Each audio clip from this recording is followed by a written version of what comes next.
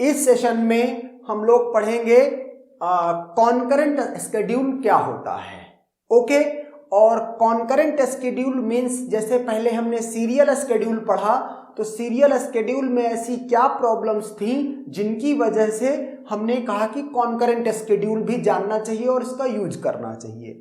Okay, तो concurrent schedule की definition देखें, इंटरलीव्ड एग्जीक्यूशन और साइमल्टेनियस एग्जीक्यूशन ऑफ टू और मोर ट्रांजैक्शंस, स्पेसिफिकली इंस्ट्रक्शंस, मतलब दो या दो से अधिक जो ट्रांजैक्शन है उनकी इंस्ट्रक्शंस के बीच में इंटरलीविंग हो रही है एग्जीक्यूशन के लिए। ओके, इन क्रोनोलॉजिकल ऑर्डर, मतलब एक ट्रांजैक्शन में इंस्ट्रक्शंस जिस तरह से उनका क्रोनोलॉजिकल ऑर्डर है बिल्कुल वही ऑर्डर होना चाहिए while means concurrently execution.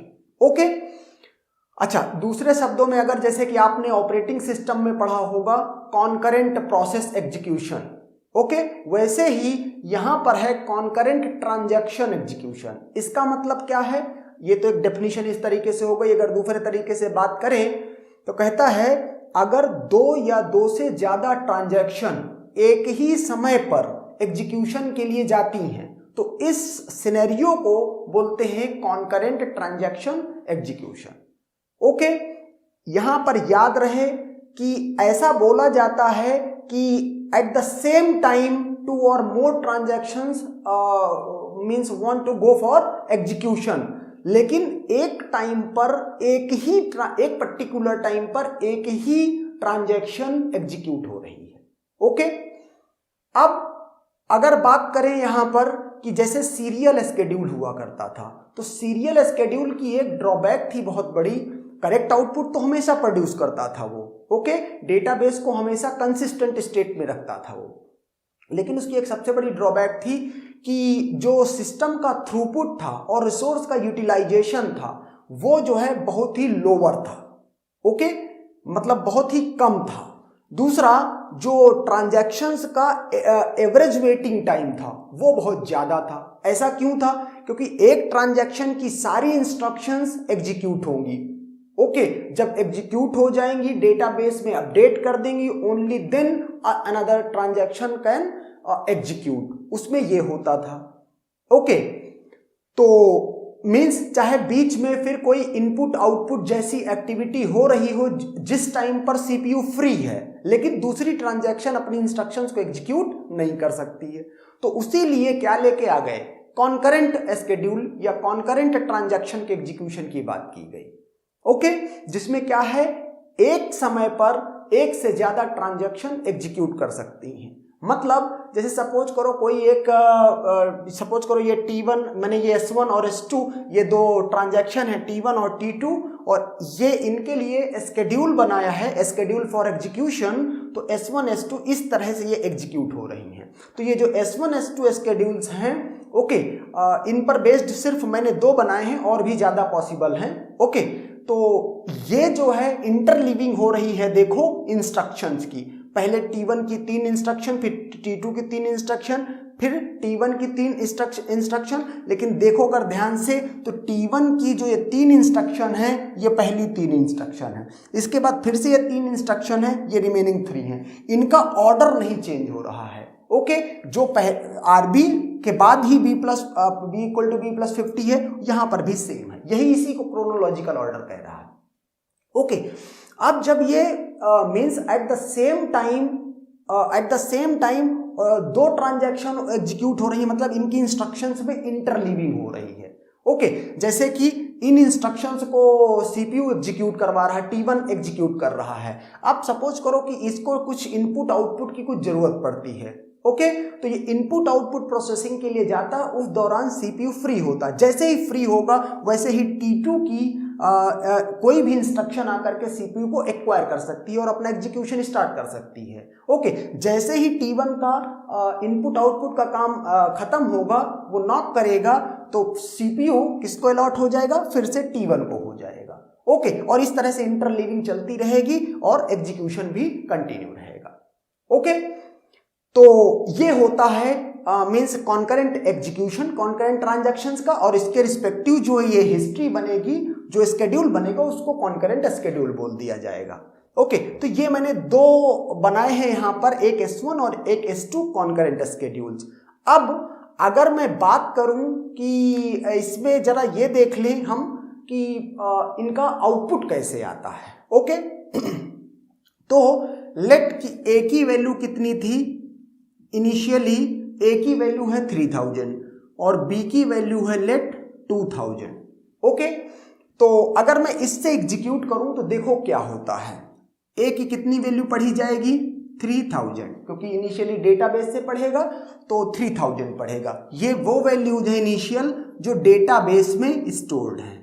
Okay, A equal to A minus 50 मतलब 2950। डब्ल्यू ए किया, इसका मतलब है कि ये डब्ल्यू ए, इसका मतलब है कि फाइनली जो डेटाबेस में इसके रिस्पेक्टिव एंट्री है वो है 2950।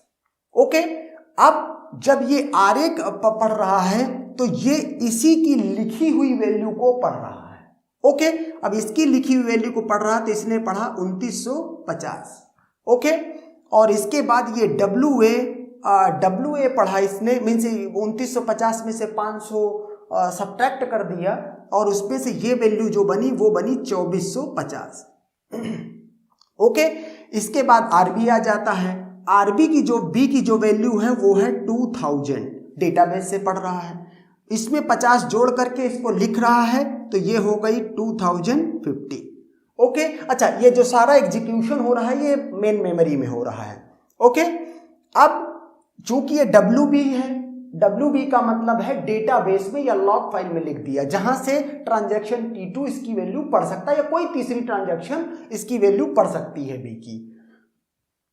यहां पर B दिखाई पड़ता है 2050 क्योंकि इसने डेटाबेस में लिख दिया है। यहां पर ये 500 इसमें ऐड होता है तो ये बन जाता है 2550। ओके, और ये अल्टीमेटली ये डेटाबेस में लिख दिया जाता है। तो डेटाबेस में जो A की वैल्यू है वो 2550 है, और सॉरी B की वैल्यू है वो 2550 है, और जो A की वैल्यू है वो कितनी है 2450 है।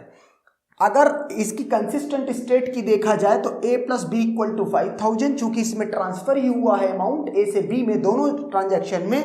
यहां पर देखो 2450 प्लस 2550 5000, इसका मतलब कंसिस्टेंट स्टेट 1 से कंसिस्टेंट स्टेट 2 में डेटा सेम है, मतलब कंसिस्टेंट है एग्जीक्यूशन।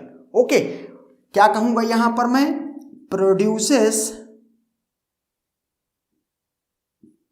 Produces correct output.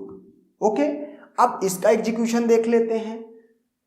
यहां पर इसने कितना पढ़ा 3000, A equal to A minus 50 किया, A equal to A minus 50 किया। अच्छा, अब याद रहे जैसे ऑपरेटिंग सिस्टम में जब प्रोसेसेस एग्जीक्यूट होती थी, जैसे सपोज करो दो प्रोसेस हैं P1 और P2।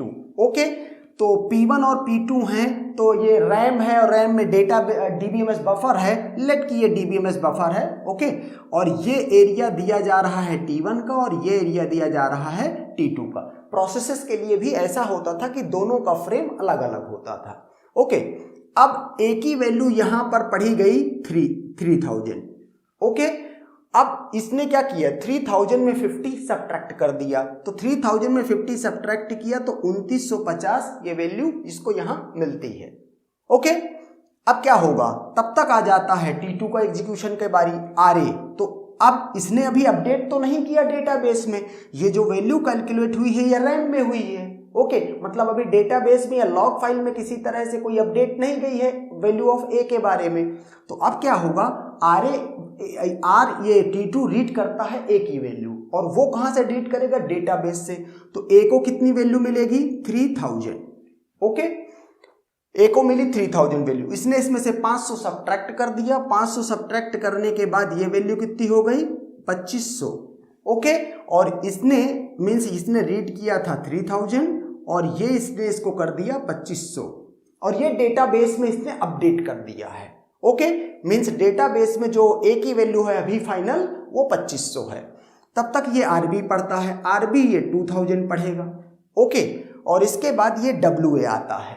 अब इसका WA आता है, देखना जरा सा, T1 के लिए जो मेन मेमोरी में जो रैम में DBMS में फ्रेम मिला हुआ है वो ये वाला है। वहां से देखता है वो कंप्यूटेड वैल्यू क्या थी, 2950। तो ये क्या कर देगा, इसकी वैल्यू को 2950 स्टोर कर देगा। मतलब एक ही जो डेटाबेस में वैल्यू थी, एक ही जो डेटाबेस में वैल्यू थी वो पहले 3000 थी, ये कैंसिल हुई और इसकी जगह में आ गया 2500। ओके, इसके बाद इसको भी हटा के ये वैल्यू अभी मोस्ट अपडेटेड एक ही वैल्यू क्या है, 2950।